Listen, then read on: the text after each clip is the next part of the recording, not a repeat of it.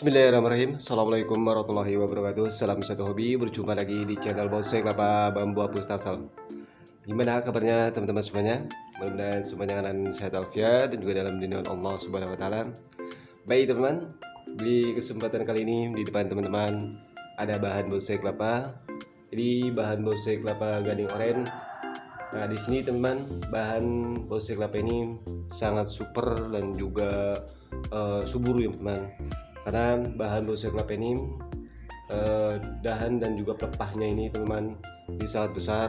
Nah, di sini teman-teman untuk memilih bahan bonsai kelapa yang bagus, yang super, teman-teman harus tahu dan juga harus memperhatikan bahan bonsai kelapanya teman ya. Ini contohnya ciri-ciri bahan yang super atau bahan yang benar-benar bagus untuk dijadikan bonsai kelapa seperti ini teman ya. Teman-teman lihat bahwa untuk pelepahnya ini sangat besar dan juga pastinya di bonggolannya juga cepat besarnya teman-teman. Nah, di sini teman, kalau teman-teman mempunyai bahan bonsai kelapa yang pelepahnya besar-besar seperti ini, jadi pastinya untuk kedepannya bahan bonsai kelapa ini akan cepat dijadikan bonsainya teman ya. Karena banyak bahan-bahan bonsai kelapa terkadang saya pernah lihat bahwa di pelepahnya ini dia sangat kecil dan juga kurus teman ya. Nah, kalau ini teman, bahan bonsai kelapa yang benar-benar super, yaitu ciri-cirinya pelepahnya ini besar-besar teman ya. Cenderung pastinya dia tinggi ya. Ini cepat pertumbuhannya karena dia benar-benar bahannya bagus. Tapi teman-teman jangan berkecil hati bahwa untuk bonsai kelapa atau bahan bonsai kelapa ini tidak bisa untuk dikerdilkan. Ini pastinya bisa untuk dikerdilkannya teman-teman ya. Bahkan ini cepat mudah untuk dikerdilkannya, tergantung teman-teman memprosesnya ya. Yang penting teman-teman tahu bahwa bahan bonsai kelapa yang bagus, yang cocok untuk dijadikan bonsai kelapa, ini contohnya seperti ini ya. Pelepahnya ini besar-besar dan untuk pelepahnya ini lebar teman-teman ya. Oke teman, untuk video kali ini saya akan melakukan perawatan di bonsai kelapa super ini supaya kedepannya menjadi bonsai kelapa yang bagus, yang indah dan juga enak dipandang matanya. Simak terus videonya. Mudah-mudahan di video kali ini ada sedikit yang teman-teman yang baru bergabung membuat bonsai kelapa ini bisa lebih paham dan juga bisa membantu ya buat teman-teman untuk pembuatan bonsai kelapa, yaitu tidak susah dan juga tidak sulit teman-teman ya, sangat mudah. Yang penting teman-teman konsisten untuk masalah perawatan, pastinya teman-teman akan mendapatkan bonsai kelapa yang indah dan juga enak dipandang matanya. Oke, simak terus videonya, tonton full durasi. Mudah-mudahan bisa membantu ya video kali ini buat teman-teman kita yang baru bergabung membuat bonsai kelapa. Oke, simak terus videonya. Saya siapkan dulu pisau sayapnya. Ini pastinya pisau sayapnya harus steril ya, supaya untuk melakukan penyayatan di bonsai kelapanya jangan sampai banyak goresan teman ya. Dan kalau teman-teman pisau sayapnya kurang steril, ini pastinya akan ada luka atau bekas sayatannya, dia akan mempengaruhi di bonsai kelapa untuk masalah penampilannya, jadi lebih kurang menarik dan juga tidak enak untuk dipandangnya ternyata. Baik, saya akan melakukan penyayatan, membersihkan sisa-sisa pelepah yang sudah mengering seperti ini. Ini wajib untuk dibuang teman ya, supaya membentuk bonggolan supaya lebih bagus dan juga rapi teman ya.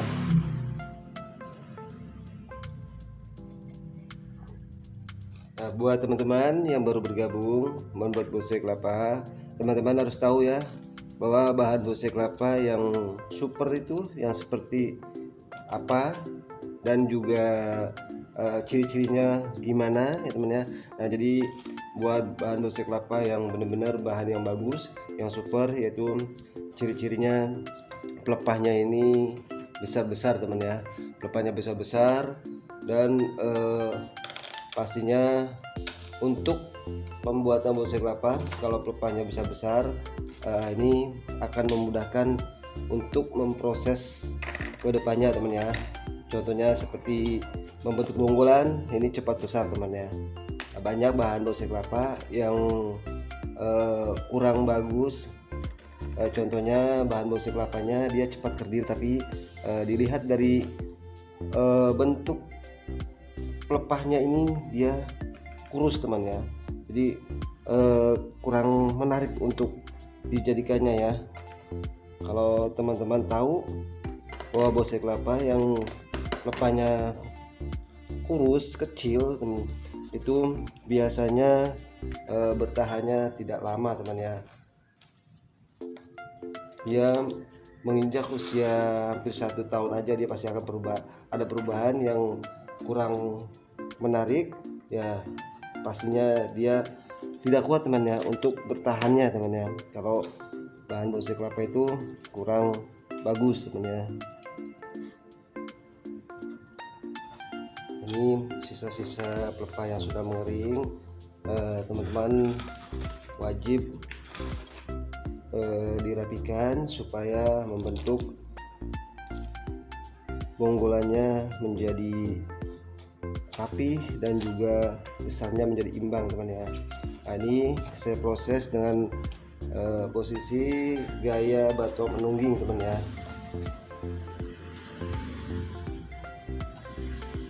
Nah di sini teman akarnya sangat banyak ya.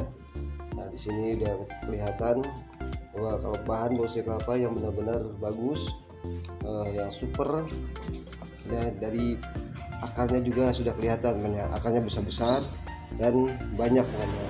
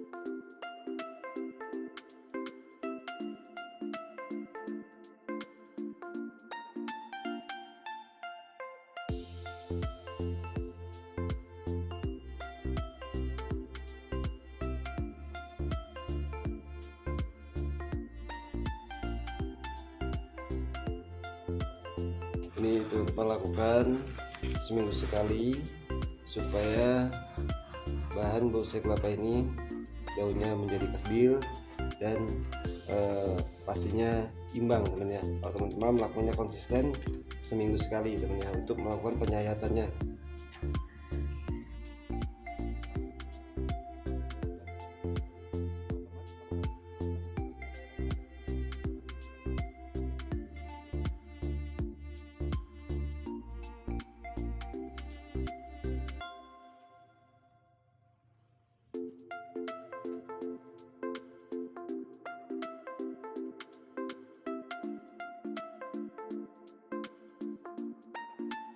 Baik teman, di sini pelepahnya sangat panjang dan juga besar-besar. Jadi saya akan potong untuk pelepahnya. Saya akan mempertahankan dan juga di sini ini alhamdulillah sudah tumbuh tunas baru ya. Nah disinilah teman, saya akan program untuk kedepannya atau mempertahankan tunas yang baru ini supaya menjadi kerdil teman ya. Nah, jadi tunas yang atau pelepah yang sudah tua seperti ini yang sudah mekar juga emang kurang bagus ya. Ini saya akan potong supaya penampilannya supaya lebih menarik lagi teman ya. Baik, saya akan potong dan juga ini untuk pemotongannya teman-teman saya tidak langsung sampai mendasar tetapi cukup sampai di sini dulu. Nah, saya potong di sini teman ya. Jadi tujuannya supaya apa? Kenapa pemotongannya ini panjang seperti ini? Karena pelepah ini masih tumbuh teman-teman. Nah, karena ini pelepah masih tumbuh, dia pasti akan membesar dan akan membentuk bonggolan juga teman-teman. Nah, jadi kalau teman-teman langsung memotong di sini, ini bonggolannya itu kedepannya tidak akan imbang teman-teman. Dibiarkan dia akan mengalir sendiri. Nah, boleh teman-teman untuk kedepannya boleh di pruning atau dibuang teman-teman ya. Nah, ini juga sama teman-teman, saya akan potong juga seperti ini karena ini daunnya sudah lumayan besar teman-teman ya. Nah, ini bahan yang sangat super, pelepahnya besar-besar dan gemuk juga seperti ini ya. Nah, di sini teman ada tunas yang sudah mekar tapi ini masih muda. Nah, ini saya akan pertahankan, saya biarkan dulu seperti ini sembari nunggu tunas yang masih baru tumbuh ini teman ya. Nah, inilah yang saya akan pertahankan untuk menjadikan daunnya menjadi kerdil teman-teman. Baik teman, di sini karena daunnya ini sudah sangat panjang juga, saya akan pangkas ya supaya kelihatannya supaya aman teman-teman. Karena saya sudah membuka kulit tapisnya teman-teman. Ini rawan potel teman-teman ya. Nah, karena ini bebannya terlalu berat, maka saya akan pangkas dulu atau saya kurangin daunnya supaya tidak berisiko daunnya terkena angin teman ya. Nah, saya pangkas seperti ini teman ya. Bisa lebar-lebar daunnya. Ini pun saya akan pangkas ya supaya kelihatannya bagus dan juga tidak berisiko terkena angin, takut potel untuk tunas yang masih muda ini. Nah, seperti ini jadinya teman ya. Nah, jadi sangat mudah untuk memproses bahan bonsai kelapa yang super, yang pelepahnya besar-besar seperti ini. Ini untuk dikecilkan daunnya teman, ini sangat mudah teman ya. Teman-teman lakukan aja seperti ini, menunggu tunas yang baru tumbuh terus dia mekar. Nah teman-teman jangan sampai telat sayat lagi teman ya. Dan ini kalau teman-teman telat sayat lagi hasilnya akan sia-sia, pastinya dia akan besar kembali teman ya. Baik teman, kegiatan saya sudah selesai. Nah ini hasilnya seperti ini. Nah, jadi buat teman-teman yang baru bergabung membuat bonsai kelapa, teman-teman harus tahu ya bahwa bahan bonsai kelapa yang bagus untuk dijadikan bonsai kelapa harus gimana dan juga cirinya seperti apa. Ini cirinya yaitu pelepahnya ini besar-besar dan juga daunnya lebar-lebar teman ya. Karena bahan yang super pastinya dia bahannya ini cepat besar teman ya, terutama di bonggolan dan juga di akar teman ya. Ini akarnya besar-besar. Untuk kedepannya untuk mengekspos akar ini sangat cepat dan juga mudah teman ya. Nah, jadi ciri-cirinya pelepahnya ini besar-besar teman ya. Nah untuk mengecilkan di daunnya teman-teman jangan takut ya, lakukan seperti ini yang apa saya lakukan dengan cara seperti ini. Pastinya daun yang masih muda ini atau yang baru tumbuh ini bisa kita kerdilkan teman ya. Yang penting teman-teman jangan sampai telat sayat lagi teman ya, karena kalau teman-teman telat sayat lagi pastinya daun bonsai kelapa ini akan tinggi dan juga besar juga teman ya. Jadi teman-teman jangan sampai untuk perawatan penyayatannya jangan sampai telat ya, lakukan seminggu sekali supaya daun yang masih muda ini atau yang baru tumbuh ini bisa jadi kecil dan kerdil teman ya. Baik, saya ucapkan terima kasih, mudah-mudahan video kali ini bermanfaat ya buat teman-teman kita yang baru bergabung membuat bonsai kelapa, supaya tidak salah pilih untuk memilih bahan bonsai kelapa yang gimana caranya untuk membedakan bahan yang bagus dan bahan yang kurang bagus teman-teman. Nah, jadi teman-teman lihat untuk ciri-ciri yang bahan yang cocok untuk dijadikan bonsai kelapa yaitu pelepahnya besar-besar seperti ini teman-teman. Karena ini sangat mudah untuk diprosesnya ya. Oke, saya akhiri video ini. Salam kopi tanpa gula dari Subang Kelapa menjadi saudara. Assalamualaikum warahmatullahi wabarakatuh.